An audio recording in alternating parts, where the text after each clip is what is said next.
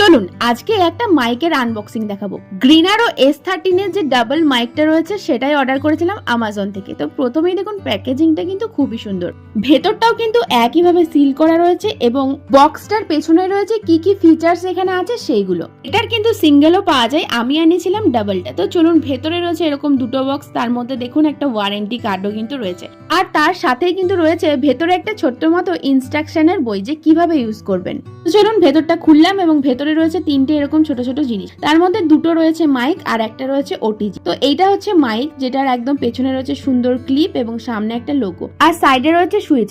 এটা হলো ওটিজি, এটা কিন্তু ফোনের নিচে লাগিয়ে আপনারা মাইকটা এইভাবে ইউজ করতে পারবেন। আর এটা চার্জিং এর কোনো সমস্যা নেই, এটা বক্সটাকে চার্জ দিলে কিন্তু পুরোটা নিজে থেকেই চার্জ হয়। সাথে একটা ছোট্ট মতো বক্স ছিল, যেটার ভেতরে ছিল এরকম একটা চার্জারের পয়েন্ট এবং তিনটে এক্সট্রা পিন, যেগুলো দিয়ে আপনারা এক্সট্রা ভাবে ইউজ করতে পারবেন। তো ভিডিওটা ছিল এই পর্যন্ত।